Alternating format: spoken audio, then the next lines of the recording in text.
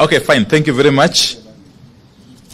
We have got a very short statement here to make and further comments by a few of us. But I must start from the outset by saying that we are making this statement against the backdrop of very unfortunate occurrence. It's for the first time in the history of this country we are being made to understand that State House has sanctioned the enlisting of militia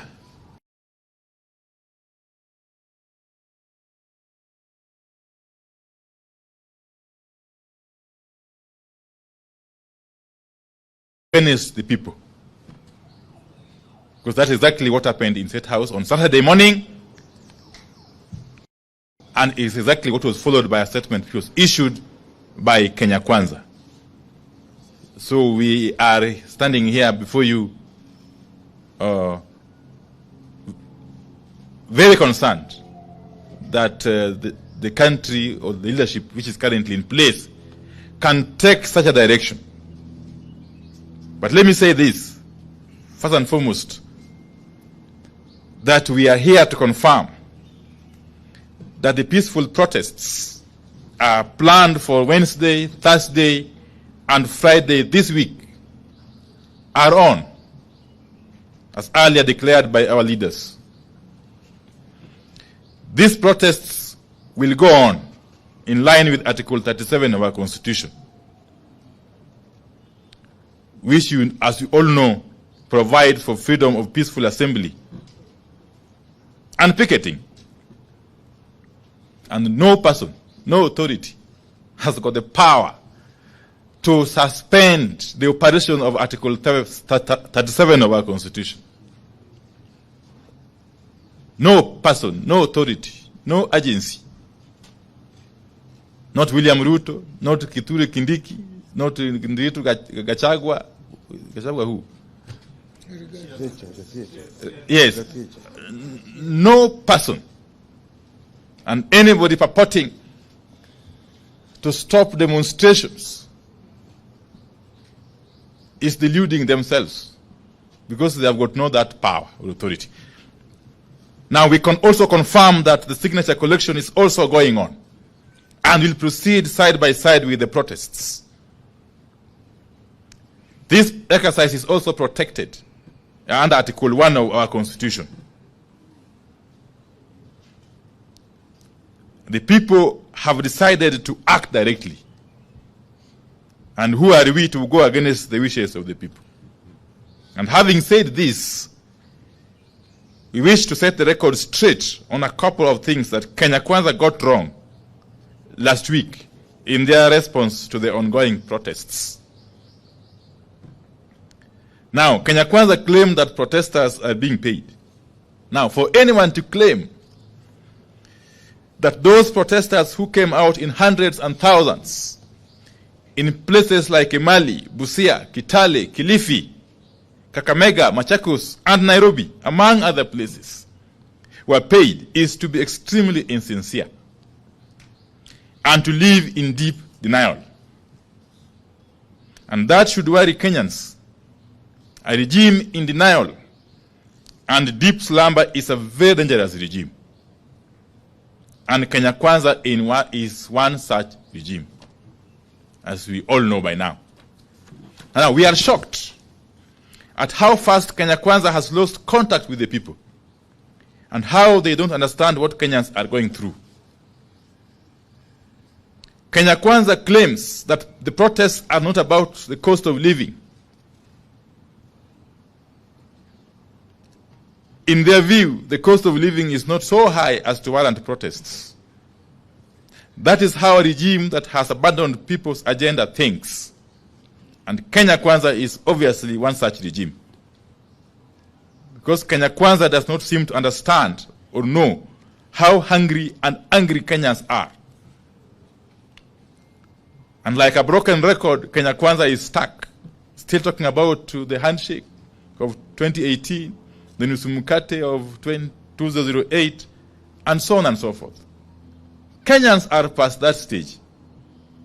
And since they lack imagination, Kenya Kwanza is the only political formation still thinking and talking about these handshakes and the rest. And no wonder the regime has lost the people. Now Kenya Kwanza is accusing us, Azimio, of failing to provide solutions to the rising cost of living. Seriously. We know no country where a party stays in government, but once the one out of government provides solutions to the problems of the people. If Kenya Kwanza solutions are not working for the people, then Kenya Kwanza needs to get out of power. Just disband and quit. Across the world, responsible leaders and regimes admit failure of their policies and quit in the interest of the nation. Don't ask us for solutions. Quit and pave way for a regime that has solutions. Indeed, if we took over power, we would provide those solutions. You all know. Now, in their address last weekend, Kenya Kwanza purported to call the attention of the nation to so-called efforts by the government to reduce the cost of living. But they could not point to any such efforts. If there's an effort to lower the cost of living, Kenyans will notice it. And Kenya Kwanza would not need to be explaining itself or struggling to explain itself. The truth is, there are no such efforts to lower the cost of living. How can raising of taxes on fuel from 8 to 16% be classified as an effort to lower the cost of living? Now, Kenya Kwanza is telling us that the government has hired some 55,000 teachers. Now, so what? That isn't a favor. They are supposed to be hiring teachers anyway. But they are missing the point. People eat food, and people want food. Even the teachers they are crying about, even the teachers are crying about the cost of living and high taxes and low salaries. Hiring teachers doesn't reduce the cost of living. What is the point in hiring a teacher, then taking away his entire salary through taxes? What is the point in hiring workers and turning them into slaves? We encourage Kenya Kwanza to move past generalities of constantly reminding Kenyans that Kenya Kwanza is a legitimately elected government. People want food. People don't eat government, legitimate or illegitimate. Yeah. Give them food, and they leave the streets. Yes. Yeah. The legitimacy or credibility of any government is seen in the way it governs and treats people. If a regime is a failure, like Kenya Kwanza is, it does not matter how legitimate or otherwise it is, because people simply want food.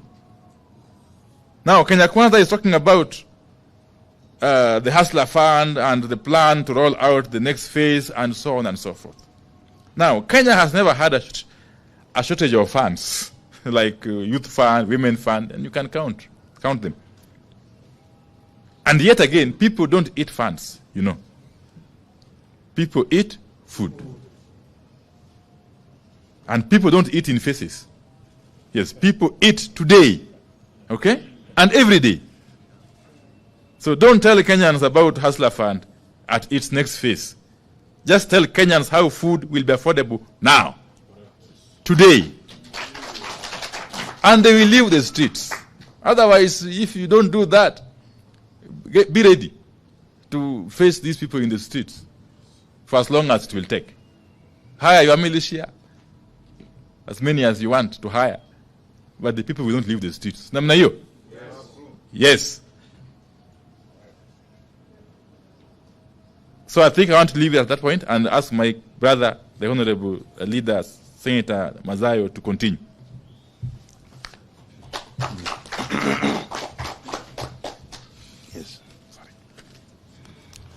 I'll continue from where my brother Opio has left. We do not understand Kenya Kwanza's obsession with saying and doing what Kenyans have not asked for.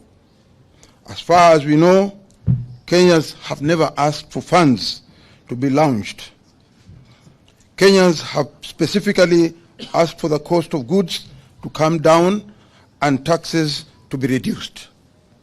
But Kenya Kwanza is talking about deficit and funds. We have seen Kenya Kwanza resorting to the tired and bigoted phrases like "lord of violence." It won't work. People don't care. All that the people want is food.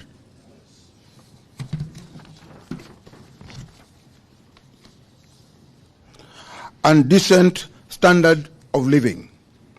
If Kenya Kwanza has a price of peace, has a prince of peace who can't provide food, no amount of character assassination of his challenger will sway Kenyans. People want food. We have seen Kenya Kwanza purport to be sharing with Kenyans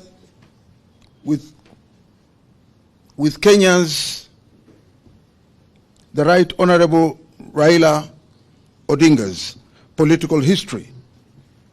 How ridiculous can they get? We now challenge the same members of parliament to share with us the political history of William Ruto and Rigathi Gachagua from 1990 to date. They started it. Let them go to the full length. We take note that the Kenya Kwanza MPs have threatened to mobilize their supporters to counter protesters whom they believe are supporters of Azimio. Again, Kenya Kwanza is missing the point and getting it wrong. The thousands of Kenyans turning up for protests are not just Azimio supporters. They are Kenyans from across all political and non-political formations who have been brought together by suffering. The protesters are from Azimio, Ford Kenya, ANC, and even Kenya Kwanza. The people realize they don't eat government. People eat food and they want food. People realize that having voted for a party or for a president who does not put food on the table, all the same, we welcome Kenyans. I will repeat that. People eat food and they want food. People realize that having voted for a party or a president does not put food on the table. All the same, we welcome Kenya Kwanza MPs to protests on Wednesday, Thursday and Friday.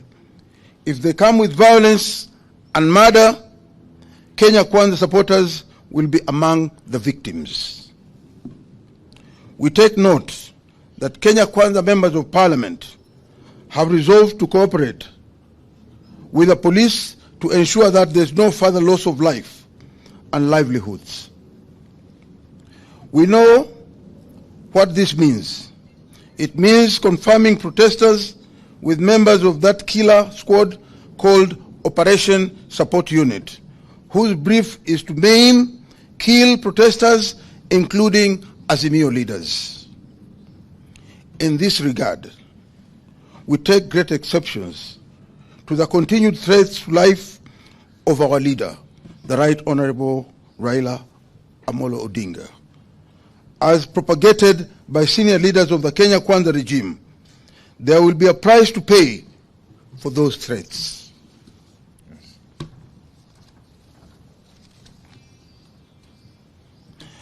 We are shocked that Kenya Kwanza is taking is talking of those who orchestrate, plan, and finance violence, and occasion mass displacements of civilian population and business deemed to be owned by people from other communities. That sounds like Kenya Kwanza. The sponsors of the greatest violence and murder and displacements in Kenyan history are in Kenya Kwanza. Kenya Kwanza members of parliament need to know the history of the leaders of their parties, of their party. The men and women who have sponsored violence, evicted communities, and taken over their land and businesses are in Kenya Kwanza. It is clear that Kenya Kwanza is struggling on all fronts. We call on Kenyans to wake up to the reality that we are on our own and we have to fight for ourselves. In this regard, we acknowledge motorists for their participation in the last protests and encourage them to continue staying off the road on Wednesday, Thursday, and Friday in solidarity with all the Kenyans. Let's meet on Wednesday, Thursday, and Friday. Let's invite the Honorable Edwin Sifuna before Honorable Leader Eno Kwambua also comes in.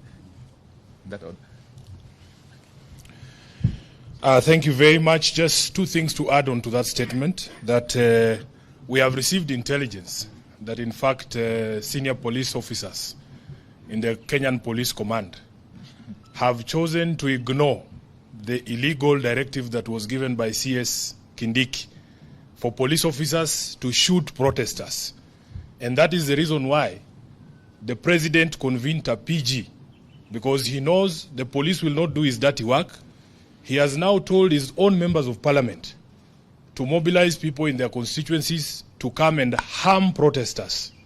We want to say here to those of you who might be mobilized to come and fight your fellow Kenyans, we are not the enemy. We are not the ones who have added taxation on fuel. All these members of parliament here voted against that bill. You cannot come and fight your fellow hustlers in the streets. You cannot come from Madare and think that you are better than the person who comes from Kasarani. If Kenyans are sleeping hungry because of the price of food, the hustlers are sleeping hungry and members of Azimio are also sleeping hungry. For a president to convene a meeting where he sets his own people against each other, I think we have never come to such a law in this country. And we must condemn it in the strongest words possible. I want the people of Azimio to know we have won the argument. By the time you hear a professor of law like Kindiki saying he no longer wants to hear English or Swahili or constitutional concepts, it means we have won the argument. They have no answer to the questions that Kenyans are asking them. That is why a professor, somebody who should be encouraging discourse, constitutional discourse, and encouraging the development of law, would get to a point and he says, sasa hii kizungu imekuwa mingi, wajuaji Nairobi wamekuwa wengi, sasa tupige hao risasi. It means we have won the argument and they have no answers. Finally, we will not fight our fellow countrymen. I want to make it very clear. In Nairobi, we live as a community. Kikuyu, Luya, Jaluo, kila mtu hapa. Saile Jaluo analala njaa, Muluya analala njaa, Mkikuyu analala njaa. We will not fight our fellow countrymen. In fact, some of these members of parliament who talk, you know, we are with them in the Senate. Mtu kama Cherargei. Yeye anaweza piga nani hapa mbele vile mnaona hapa. Who can Cherargei fight here? Eh? He talks like that because he knows he's going to hide behind the instruments of violence of the state. Senator Cherargei, instead of organizing your boys to come and fight peaceful demonstrators, just come and fight Sifuna. Hey, akuje tu tukutane watu wawili. Lastly, they are crying and saying, oh, this signature thing is going nowhere. But they are actively sabotaging the collection of signatures. We have had over 1,000 attacks on our website. that is being used for collection of signatures. They have even cloned the website to try and, confuse our supporters.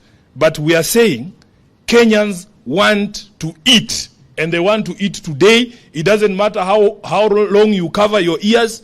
Tutapiga hiyo masikio kofi mpaka ifunguke. Usikie kilio ya Wakenya. Asante sana. Honorable Enoch Wamboa. Alafu Honorable Kenchonga. And then Honorable Senator. Thank you very much. I'll also be very brief. I will say three things. One, we must structure this conversation properly. The conflict that we are experiencing today and that we will experience on Wednesday and Thursday and Friday is not a conflict between Kenya Kwanza and Azimio.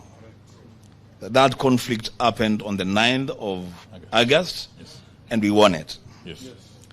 The conflict that we are going to experience on Wednesday, Thursday, and Friday is a conflict between one William Samoei Ruto and the people of Kenya. That's what's happening. I was really surprised to see Honorable Ruto calling honorable members and telling them to go and mobilize their people, their constituents, to fight us. Actually, I would say I am ashamed on his behalf. Because the people from those constituencies, some of them are suffering even more than people in constituencies represented by Azimio. And let me tell you what will happen on Wednesday. And I'm not a prophet, but I can foresee this. Any member of parliament, any leader from Kenya Kwanza, who dares to stop their people from saying they are starving. That's what all people are saying. We want food. That's what they are saying. Any member that dares stop his people from saying that, then that member will be forced by his people to say other things. Yes. Lastly, we are at the lowest that any democracy can sink. At the lowest. And you know, myself and Senator Sifuna, we were in the bipartisan talks. And when we realized that we were being taken for a ride, we said, stop any conversation about anything else. Let us talk about food for our people. And that conversation will take place on Wednesday, on Thursday, and Friday. And if people are uncomfortable with that, I have a solution for them. Bring down the cost of living today. And you will not be on the streets on Wednesday, Thursday, and Friday. I thank you. Ken Chonga. Wakenya wenzangu, ukweli wa mambo ni kwamba chenye Mheshimiwa Ruto hajaelewa ni kuwa msukumo huu, maandamano haya si vita baina ya Ruto na Raila. Maandamano haya, msukumo huu umeletwa kwa sababu hali ya maisha haiwezi ikakidhika tena. Mwenye alisimama na Ruto, mwenye alisimama na Raila, wote leo shida ni zile moja. Na Ruto, mimi nataka kumwambia kitu kimoja. Serikali ambayo haiwezi ikatetea wengi ambao ni wanyonge, haitaweza kutetea wachache walio watajiri. Wale ambao wanalia njaa leo, wawe ni Azimio, wawe ni Kenya Kwanza, ni wale wanyonge. Mtoto hawezi kulilia chakula ukampe mawe. Watu wanataka chakula, unawaletea vitisho ati tutakuua. Wale walio kuchagua wewe leo, kama kwako huwezi kuwaona maana, ni kitu gani kitakuwa na maana kwako tena? Wacha hii ieleweke. Wacha Ruto aelewe, asikie hakuna vitisho ambavyo kwamba atavitoa ili watu waweze kunyamaza na kuvumilia. Watu wanataka chakula leo, watu wanataka chakula kesho, ndio ili vizazi ambavyo vinakuja vijue kwamba vimezaliwa katika karne ambayo kwamba inajali maslahi ya wananchi ambao wapo. Na watu wakikosa chakula, Ruto ajitahadhari, mbali na maandamano, mambo zaidi yako nyuma ya mfuata. Asante. You are aware that the United Nations has pronounced itself on the situation in the country, especially on the issue of police brutality and the killings that went on during the demonstration. I want to state very clearly that the earlier petition by Azimio to ICC is very active, and we want to encourage the United Nations and ICC to note the events of this week. One, the President William Ruto chaired a meeting that planned anarchy on the people of Kenya at State House. Number two, the suspension of the Constitution by those in KK Alliance, particularly Article 37 of the Constitution. Three, the killings that went on last week. And as Azimio, we have profiled all the people who died, and all of them died as a result of shootings by the police. Thirdly, the statements attributed to one Kindiki, who ironically was a lawyer at the ICC. Two, Gachagua. And three, Moses Kuria threats on Baba. We are asking ICC, please take note of what is happening in this country so that we have the commencement of our petition before the ICC so that these people are brought to book. And lastly, we are aware, we have information that governors, and some of them Azimio governors, have been instructed to spend county money on hiring militias to attack people. We are asking governors that we are watching you. Any money spent to pay goons to attack peaceful demonstration shall be recovered from you, and you will be prosecuted for using public money to organize goons to attack peaceful demonstrators. Thank you. Okay. I think that's fine. Thank you very much.